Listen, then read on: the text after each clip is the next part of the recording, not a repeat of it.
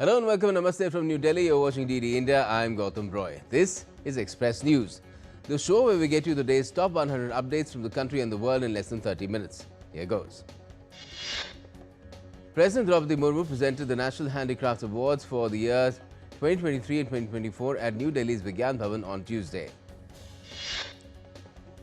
The National Handicrafts Awards ceremony, a key part of the annual National Handicrafts Week, which runs till the 14th of December, honours distinguished master craftspersons for their artistic excellence. Speaking at the event, President Murmu highlighted the government's efforts to strengthen the handicraft sector through sustainable development. The winter session of the Indian Parliament is underway in New Delhi. The Rajya Sabha has taken up the special discussion on the 150 years of Vande Mataram, the national song of India. Union Home Minister Amit Shah opened the discussion in the upper house. Speaking on 150 years of Vande Mataram, Home Minister Amit Shah said that Vande Mataram has always required dedication. It remained important when we attained independence in 1947, and it continues to hold the same importance even today. The Home Minister also said that Vande Mataram became the call that helped break the shackles of Ma Bharati, adding that the discussion on Vande Mataram in both the houses will help future generations understand its true importance and its glory. Meanwhile, the Lok Sabha is holding a debate on the special intensive revision of electoral rolls as part of a discussion on electoral reforms today.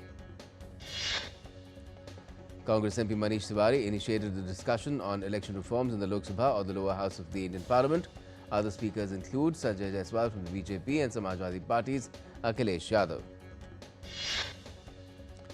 In an update in the Indigo crisis, India's Civil Aviation Regulator, Directorate General of Civil Aviation or DGCA, has rebuked Indigo for its winter 2025 schedule in an 8th of December notice, noting approval for over 64,000 November flights, but only 59,400 operated, with 951 cancelled. DGCA cited Indigo's inefficiency, noting only 339 aircraft in October and 344 in November against approved 403, directing a 5% schedule cut on high-demand routes and revised plan by 5 p.m. on the 10th of December. Speaking in the lower house of Parliament, Civil Aviation Minister Ram Mohan Naidu said that disruptions caused by Indigo's failures is now heading towards stabilization. The minister firmly added that no airline will be permitted to cause such hardship to passengers in future. The Ministry of Civil Aviation and DGCA have been monitoring airports in real time amid Indigo disruptions. A high-level review meeting was held Monday night. Senior officials directed to visit airports, address shortcomings and rectify issues immediately. The 9th of December 1946 marks a defining moment in India's history as the Constituent Assembly convened its first session. It was held in the historic Constitution Hall of Parliament House, now known as Samvidhan Sadan.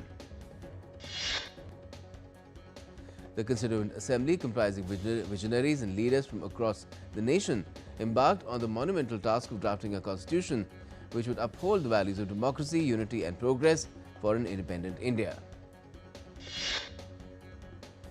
National Democratic Alliance leaders met in New Delhi's Parliament Library on Tuesday, facilitating Prime Minister Modi for Bihar's election victory. All India upper house and lower house members attended the meeting. Prime Minister Modi will also be hosting a special dinner for all India MPs on the 11th of December to strengthen coordination and refine floor strategy during the winter session of Parliament. The 10th edition of the India-Indonesia Joint Special Forces exercise Garuda Shakti is underway at the Special Forces Training School, Baklo.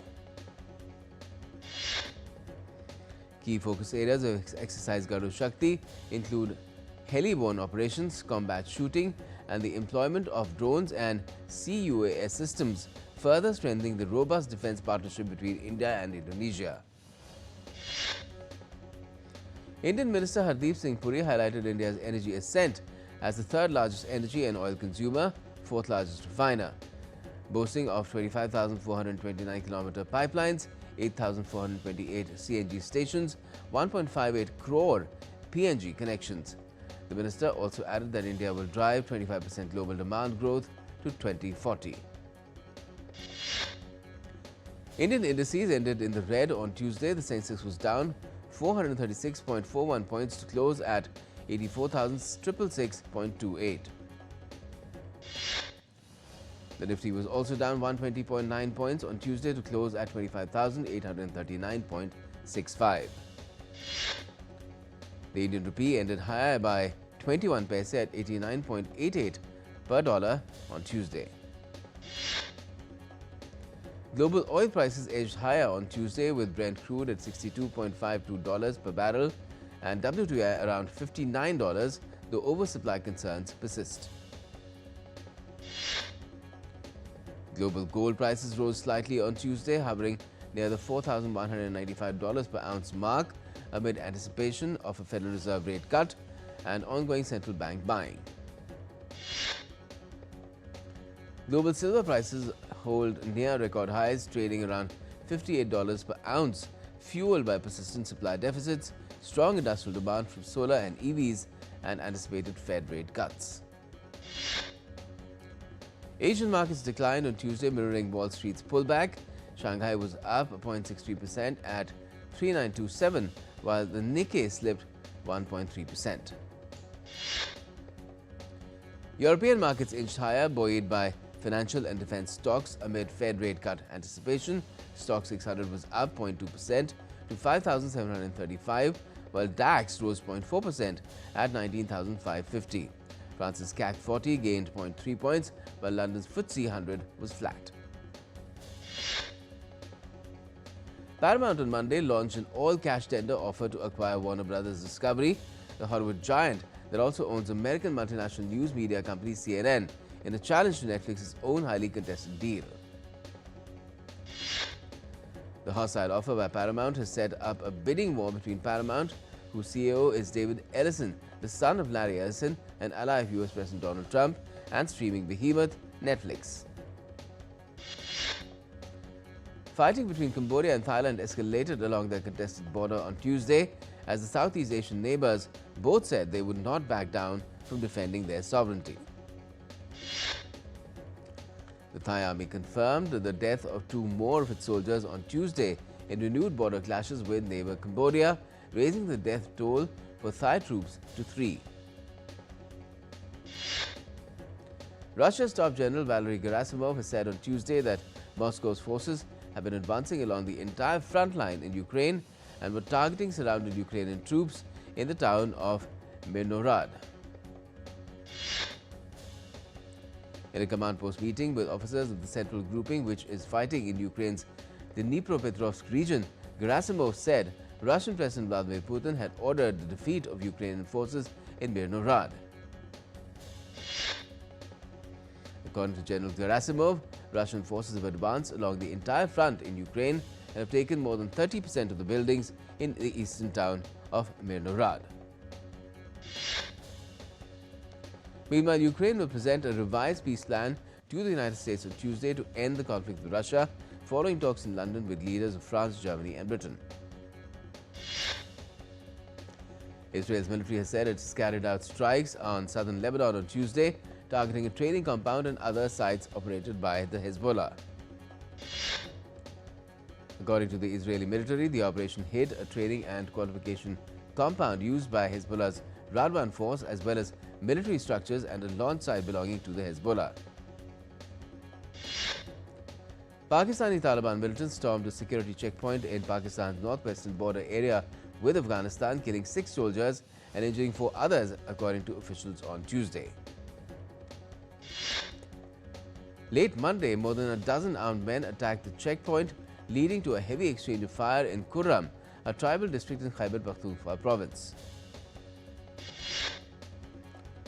Australia is set to impose a social media ban on children under 16 years of age from Wednesday. The government has issued guidelines for strict compliance.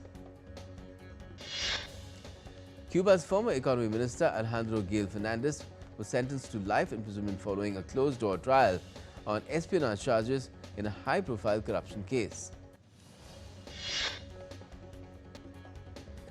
Now, reacting to this entire exchange, German Foreign Minister Johann Wadephul has said that Japan has acted with greater caution as a defeated nation from the Second World War. Spacecraft Soyuz MS-27 carrying NASA and Roscosmos astronauts returned to Earth. 100 school children were released on Monday in Nigeria's Niger state after being held captive by kidnappers, as authorities are working to secure the freedom of the remaining hostages. Venezuela's President Nicolas Maduro has emphasized the role of national strength in ensuring peace and fostering social welfare during a government review meeting broadcast on state television. Families in Ecuador demand justice for the deaths of their teenage children on their first death anniversary. The children disappeared on the 8th of December and their remains were found on the 24th of December, sparking outrage in the community.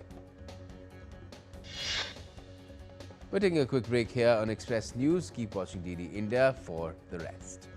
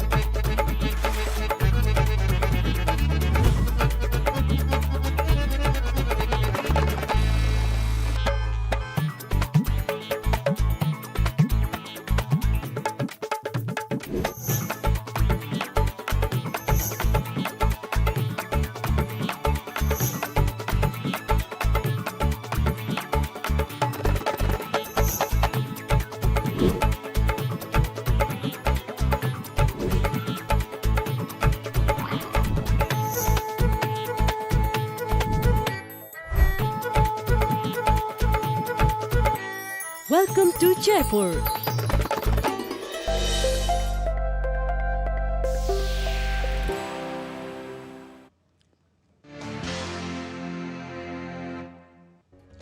Welcome back. You're watching DD India. I'm Gautam Roy and let's resume Express News. A powerful 7.6 magnitude earthquake jolted another western Japan late on Monday night, injuring at least 30 people and mass evacuations due to tsunami warnings. The warnings were later lifted and no major damage was reported. Orangutans disappeared in Indonesia after the disastrous floods and landslides which claimed over 900 lives in the country in the last couple of weeks. European Union's Copernicus Climate Change Service, or C3S, has said on Tuesday that 2025 is set to be the world's second or third warmest on record, surpassed only by last year's record-breaking heat.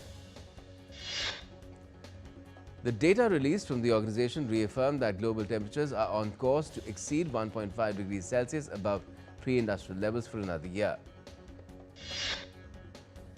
European Council and European Parliament reached a deal to delay the new environmental and human rights rules compliance by a year to 2029. The deal aims to simplify the Corporate Sustainability Due Diligence Directive, including postponing the deadline for companies. The UN on Tuesday unveiled its largest ever scientific assessment, Global Environment Outlook, on the declining state of the environment, with crucial findings being subsided as oil-producing nations continue to disagree over the use of fossil fuels. The dispute over the report echoed a growing trend in consensus-based negotiations where oil-producing countries in particular are frustrating efforts to address pollution from fossil fuels and plastic. Brazil's President Luiz Inácio Lula da Silva has asked his cabinet to chalk out a roadmap to cut the use of fossil fuels with a deadline of 60 days to follow on a promise made as host nation during COP30 last month. The Lula government plans to use the country's oil revenues to pay for a fund which will finance the transition to clean energy. The European Commission has postponed the highly anticipated review of the 2035 ban on new petrol and diesel car sales to the 16th of December, as European automakers have been pushing to relax the ban. Pope Leo paid floral tributes to the statue of Virgin Mary near Rome's Spanish Steps to mark the Catholic feast of the Immaculate Conception. Thousands of people and their golden retriever pets gathered in the city of Buenos Aires, Argentina, to break the world record for the largest number of dogs of this breed at a single location. The record-breaking event in Buenos Aires, called the Golden Wave, was launched on social media by Argentine Fausto Dupere, a longtime golden retriever owner. Downtown Toronto lit up in festive colors as crowds gathered in Nathan Phillips Square, now transformed into a holiday hotspot. Skaters filled the ice rink under the glowing Toronto sign, while markets and decorated streets added to the city's winter charm. Croatia's Zagreb has transformed into a festive hub with its renowned Advent in Zagreb market, named Europe's best Christmas market 3 years running. Russia's Moscow Zoo has released new footage of 2 Amur tiger cubs born in August at its Rare Species Reproduction Center. The male and female cubs born to tigers Shiva and Amur Orion spent their first weeks in closed shelter in the Moscow Zoo. The arrival of the cubs has drawn excitement among visitors. A nearly complete Tarbosaurus bâtard skeleton, the Asian cousin of the T-Rex, is said to be repatriated from France to Mongolia after French customs seized it in 2015. The 70-million-year-old Tarbosaurus bâtard fossil, originally preserved in the soils of the Gobi Desert, had been illegally removed from Mongolia before ending up in Europe. In a first for Assam and India, 35 captured rare critically endangered vultures from the Rani Vulture Conservation Centre in Guwahati have been approved for release into the 6th edition of the Kaziranga National Park. The critically endangered vultures group includes 30 white-rumped and 5 slender-billed vultures, species which have declined by over 97%, mainly due to diclofenac poisoning. India Post has inaugurated the first of its kind Gen Z post office extension counter in Kottayam, Kerala, offering students a modern space to engage with postal services. The new Gen Z post office extension in Kottayam features a vibrant, nature-inspired design which blends indoor and outdoor areas, serving as a work cafe, green corner and community hub aligned with the college's eco-friendly ethos. In Uttar Pradesh's Ayodhya, temple priests have covered Lord Ram's idol with warm blankets and quilts as temperatures continue to dip in the holy city, depicting traditional winter arrangements made every year to protect the deity from harsh cold waves. In entertainment, dark comedy One Battle After Another led the Golden Globe nominations with 9 nods, positioning Leonardo DiCaprio's Thriller as an early Oscar contender.